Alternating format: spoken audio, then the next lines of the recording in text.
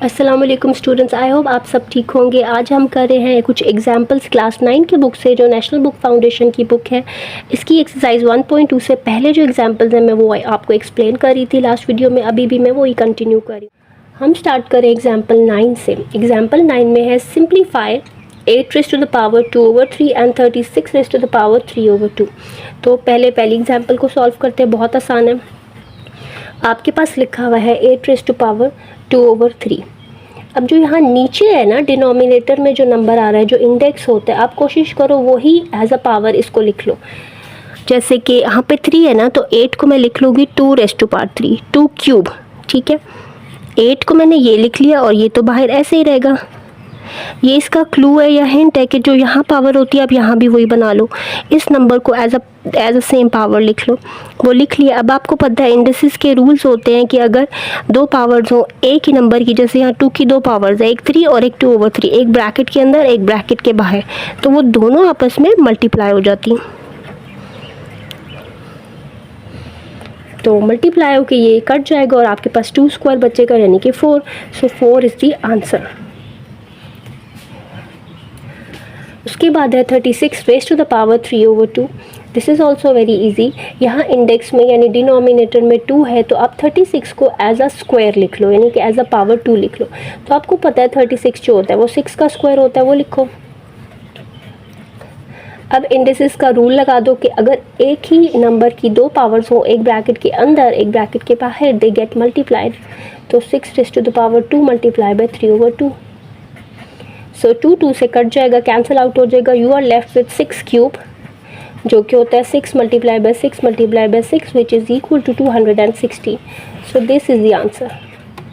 If you like the video, don't forget to subscribe my channel,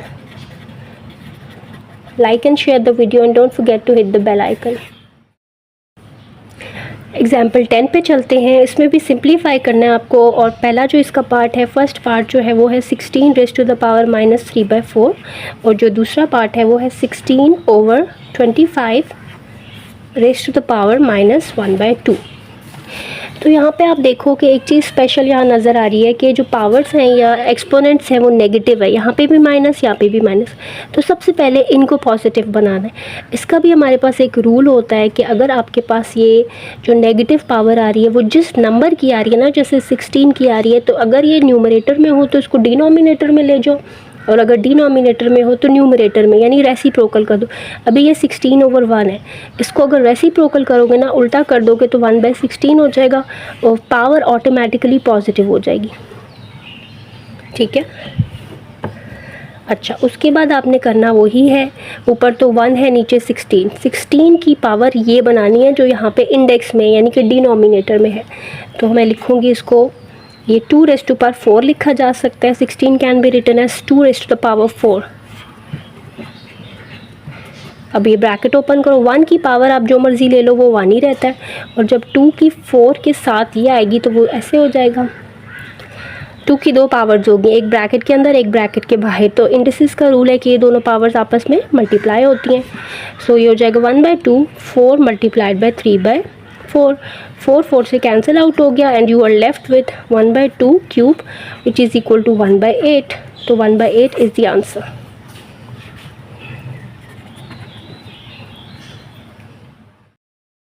example 2 भी इसी तरह की है। उसमें नेगेटिव पावर आ रही है, तो सबसे पहले इसको पॉजिटिव करना है। तो ये इस सारे की पावर नेगेटिव है, तो ये सारा उल्टा हो जाएगा, रेसिप्रोकल हो जाएगा। 16/25 है तो क्या हो जाएगा, 25/16, और यहाँ पे हो जाएगा +½ ठीक है।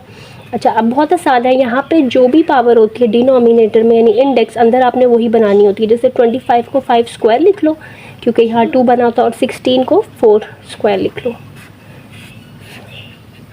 अच्छा, अब इंडिसेस का रूल होता है कि ऊपर वाले का भी अलग हो जाता है, नीचे वाले की भी अलग।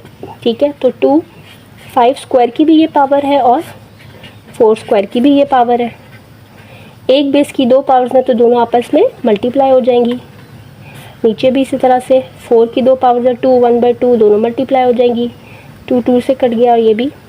You are left with 5/4, which is the answer. तो ये आपके पास आंसर आ गया। So I hope you liked the video. If you did, don't forget to subscribe my channel and like and share the video and hit the bell icon. Allah Hafiz.